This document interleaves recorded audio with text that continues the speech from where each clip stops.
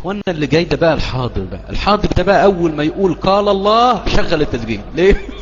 هتكتشف انك انت هتسمع آية غلط، آية غلط. طيب تعالوا نطلع الغلطة في الآية اللي قالها دي. ايه رأيكم؟ ايه رأيكم؟ ها يا اخوان، ايه رأيكم؟ يا الله. لا توجد لديه غيرة ولا حياء في الدنيا والآخرة. زين، وإلا شلون يتمكن ينطق على على الأمهات هكذا؟ يا اخي والله العظيم تحس ان الكلام واقع من تحت رجليه وبيشد بحبل، مش عارف ليه يا اخي. يا اخي بيشد الكلام شد بشكل يعني والامهات زين، وإلا شلون يتمكن ينطق على على الأمهات هكذا التي قال عنها الله. بس جينا هنا لنقطة بص لحجر الزاوية. ماذا قال الله عن الأمهات يا الحاضر؟ انتوا تتوقعوا هو قال ايه؟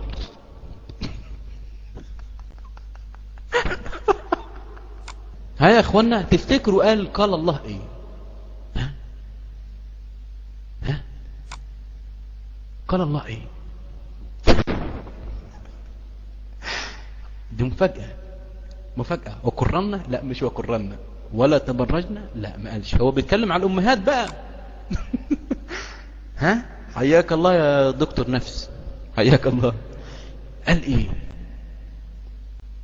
خد بقى قال ايه؟ على الأمهات هكذا التي قال عنها الله الأقدام الأمهات.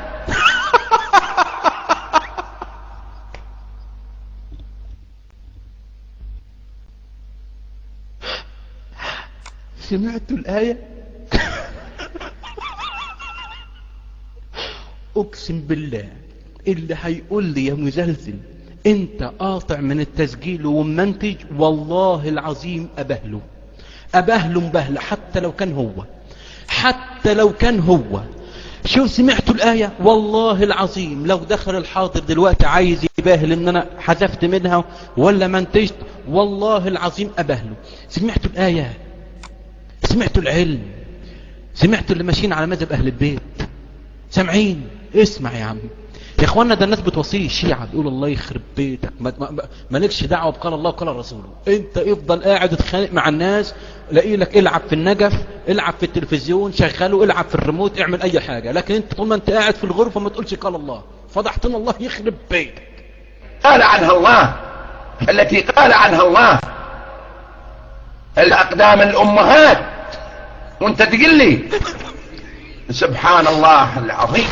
لا والله سبحان الله العظيم. لا وايه يعني سبحان الله وسبحان الله العظيم. لا حقك يا عم، حقك يا عم. احنا المجانين وانت العاقل على فكرة. اوعى حد يقول لك انك انت المجنون، خدها مننا. احنا المجانين، انت عاقل، انت الوحيد العاقل في الدنيا دي على فكرة. يعني اوعى حد يوهمك بشيء تاني. انت وبعد كده مفيش حد فاهم اي حاجة في اي حاجة. وعلى فكرة القرآن اللي انت بتقرأ ده قرآن بس بتاعك انت يعني. اي نعم انت ده حاجة خاصة بيك انت، لكن يعني ده خطوة للامام، خطوة للامام. بكرة تقرأ قرآن ربنا. الله يخرب بيوتكم يا اللي جايبيننا ورا والله العظيم.